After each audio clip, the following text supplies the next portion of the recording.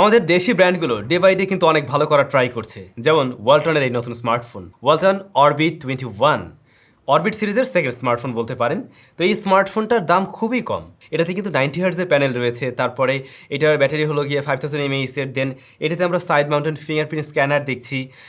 তারপরে এটার যে প্রসেসরটা ইউনি এসওসি T606, যা ওয়ালটনের অন্য একটা স্মার্টফোনে আমরা পেয়েছি 15,000 টাকাতে।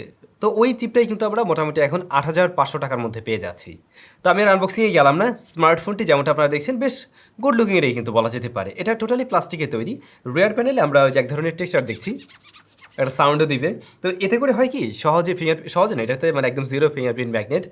এই ধরনের টেক্সচারের উপরে ফিঙ্গারপ্রিন্ট বসে না আর কি, বাট স্ক্র্যাচ পড়তে পারে, আপনি কেস টেস ব্যবহার করতে পারেন। ফোনটা অনেক বেশি বড় না, এক হাতে নিয়েও ব্যবহার করা যাবে ইজিলি। ক্যামেরা মডিউলটাও দেখতে বেশ সুন্দর, এখানে আমরা দুইটা ক্যামেরা দেখছি। তবে যে বিষয়টা আমার কাছে খুব একটা ভালো লাগেনি, এটার নিচে আমরা দেখছি বড় সড়ো করে লেখা আছে অরবিট, আর এখানে আবার Y21 A product of Walton. এত ব্র্যান্ডিং না থাকলেও চলতো, মেবি চলতো। প্রয়োজনীয় পোর্টসের বাটন তো সব কিছুই থাকছে, তবে এটাতে সেকেন্ডারি নয়েজ ক্যান্সেলেশন মাইক নেই। থাকছে USB টাইপ সি পোর্ট, রয়েছে 3.5 মিলিমিটার হেডফোন জ্যাক। আর বলছিলাম এই যে এটাই হলো সাইড মাউন্টেন ফিঙ্গারপ্রিন্ট স্ক্যানার, যা যথেষ্ট ফাস্ট অ্যান্ড একিউরেট। যদি কিনা আপনি 8,000 টাকা হিসাব করতে যান বা 8,500 টাকা হিসেবে চিন্তা করেন, একটু অ্যানিমেশন ডিলে আছে, বাট প্রত্যেকবারই ঠিকঠাকভাবে কাজ করছে। ফোনটার ডিসপ্লে সেকশনে আমরা দেখতে পাই 6.6 ইঞ্চের একটা প্যানেল রয়েছে, যা 90 হার্টজ হাই রিফ্রেশ রেটের। এটা IPS LCD প্যানেল, যা মূলত HD+ রেজুলেশনের। 180 হার্টজ হলো এর টাচ স্যাম্পলিং রেট। ডিসপ্লের কোয়ালিটি দেখে আশা করছি ভালো লেগে যাবে। মোটামুটি আমরা 8-9 হাজার টাকার মধ্যে যে ধরনের ডিসপ্লেগুলো পেয়ে থাকি, এটা কাইন্ড অফ ওরকমই। তবে এই ডিসপ্লেতে কিন্তু আমরা ইউ শেপ বা ওয়াটার ড্রপ নচ দেখছি আর কি, যে বিষয়টা আপনাকে মেনে নিতেই হবে, কারণ এরকম বাজেটে আমরা আসলে এখন পর্যন্ত 500 কাটার আশা করি না। হয়তো 10K বাজেট করলে আপনি পেয়ে যাবেন রাইট নাও। এমনিতে এই ডিসপ্লের কালার রিপ্রোডাকশন মোটামুটি ঠিকঠাক আছে, টাচ রেসপন্স নিয়েও সন্তুষ্ট থাকার মতোই ছিল। বাট আপনি যদি একদম সাইড থেকে দেখতে যান, ভিউইং অ্যাঙ্গেল কিছুটা কম মনে হতে পারে, আর হচ্ছে গিয়ে ডিরেক্ট সানলাইটে কিছুটা স্ট্রাগল করবে দেখতে আর কি। এর বাইরে এই ডিসপ্লে নিয়ে আমার মনে হয় না আপনারা কোনো কমপ্লেন করতে পারছেন।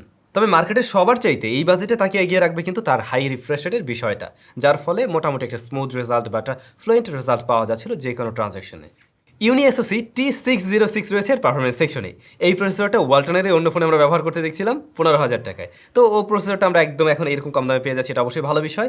এটাতে র্যাম রয়েছে মূলত 2GB, বাট স্টোরেজ রয়েছে 64GB। তবে ওয়ালটন একটু চালাকি করছে, তারা বলছে 4GB র্যাপিড র্যাম রয়েছে এখানে।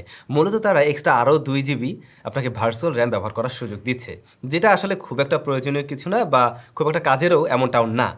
তবে আমার মনে হয় ওয়ালটন যদি কিনা এখানে 3GB র্যাম দিয়ে এই ফোনটা নিয়ে আসতো, তাহলে ব্যাপারটা আরও দুর্দান্ত হতে পারতো।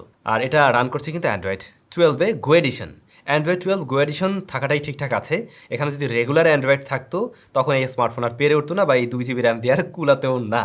আর এর মাঝে কিন্তু আমরা এক্সট্রা কোনো ব্লোটার এভাবে একদম মানে হিজিবিজি করে আটকে রাখা হয়েছে এমনটা পাইনি।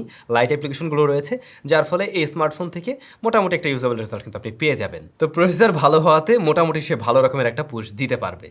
তবে অ্যাট এ টাইম আপনি খুব বেশি অ্যাপ্লিকেশন ব্যবহার করতে পারবেন না। 2 থেকে 3টে অ্যাপ্লিকেশন ব্যবহার করা যাবে যদি কিনা একটু ভারী অ্যাপস হয়, আর একেবারে লাইট অ্যাপস যদি হয়ে থাকে সেক্ষেত্রে কয়েকটা চালানো যাচ্ছিল। যদিও আমরা এই স্মার্টফোনে আমরা একটু গেমিংয়েরও ট্রাই করছিলাম, যেহেতু এখানে প্রসেসরটা মোটামুটি ভালো মানের, দ্যাটস আপনি মোটামুটি একটা গেম প্লে পাবেন এর থেকে।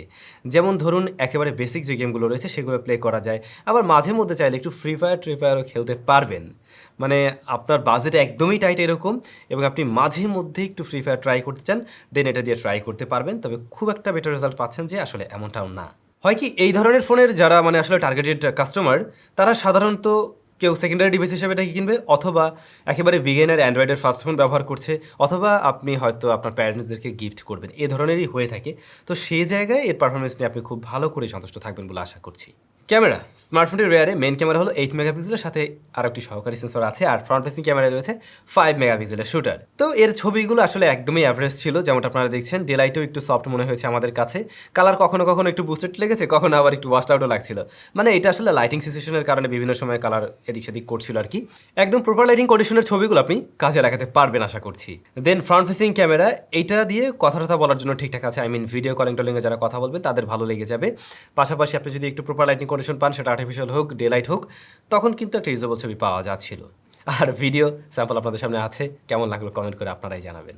তো সব মিলে ক্যামেরার রেজাল্টটা ছিল এই বাজেটের একদমই অ্যাভারেজ। ক্যামেরায় চাইলে বাটন আর একটু ইমপ্রুভমেন্ট নিয়ে আসলে আর কি খুব দারুণ হতো। মানে পারফরমেন্স যেমন ভালো পেয়েছি, তেমনটা আমরা ক্যামেরার ক্ষেত্রেও বলতে পারতাম। এনিওয়ে, এর ব্যাটারি কিন্তু বড় সড়ো 5000 mAh। সো এটা থেকে খুব ভালো রকমের একটা ব্যাকআপ পেয়ে যাবেন যদি কিনা আপনি একদমই হেভি ইউজার হয়ে থাকেন, একদিন খুব ভালোভাবে চালাতে পারছেন। আর যদি মাঝে মধ্যে ব্যবহার করেন বা রেগুলার ব্যবহারকারী হয়ে থাকেন আর কি, তখন এই স্মার্টফোন অনায়াসে 1.5 দিন থেকে 2 দিনের মতো ব্যবহার করা যায়। বাট এটার বক্স আপনি পাবেন 10 ওয়াটের চার্জার, আর যেটা দিয়ে এটাকে চার্জ করতে একটু সময় লেগে যায়। যদিও আমরা এরকম বাজেটে এখন 18 ওয়াট আশা করি না, ইন ফিউচারে আশা করছি এগুলো পেয়ে যাব। স্পিকার কোয়ালিটি আবার ভালো, মোনো স্পিকার রয়েছে, এটা যথেষ্ট লাউড অ্যান্ড ক্লিয়ার, ফুল ভলিউমের ডিসটরশন দিচ্ছিল না স্মার্টফোন। দাম অনুযায়ী ঠিক আছে এটা। ইয়ারপিসের সাউন্ড আমরা ঠিকঠাক পেয়েছি, জাইরোস্কোপ সেন্সরটি আমরা এতে পাইনি। তো এই যে এত কিছু মিলেছিল ওয়ালটন অরবিট 21। অরবিটের ফার্স্ট জেনারেশনের যে স্মার্টফোনটা এসেছিল ওইটার যে দাম, তাতে আমরা কিন্তু বেশ কিছু জায়গায় নোটিস করছিলাম যে এখানে ইমপ্রুভমেন্টের সুযোগ আছে। এবারে ওয়ালটন কী করলো, তাদের নতুন ফোনটাতে সে সমস্ত জায়গায় ইমপ্রুভমেন্ট নিয়ে আসলো, পাশাপাশি দামটাও অনেক কম রাখলো। তো ফাইনালি তারা সুন্দর একটা স্মার্টফোন নিয়ে আসতে পারছে। তারপরেও এই স্মার্টফোনের যে কয়েকটা জায়গায় আমি একটু কমতি বললাম, যেমন ক্যামেরাতে আর একটু ইমপ্রুভমেন্ট থাকতে পারতো, আর 1 GB র্যাম যদি বেশি থাকতো তাহলে এটা নিয়ে কমপ্লেন করার মতো কোনো জায়গায় ছিল না, ডাইরেক্ট কিনে ফেললেই হতো। এই সমস্ত বিষয়গুলোর দিকে তারা আশা করছি নেক্সট টাইম গুরুত্ব দেবে। তারপর অবশ্যই আপনাদেরকে এটা রিকমেন্ড করা যায় যদি আপনার বাজেট হয়ে থাকে 8 থেকে 8.5 হাজার টাকা। কেমন লেগেছে অবশ্যই কমেন্ট করে জানাবেন। সবাই ভালো থাকবেন, দেখা হচ্ছে নতুন ভিডিওতে। টাটা।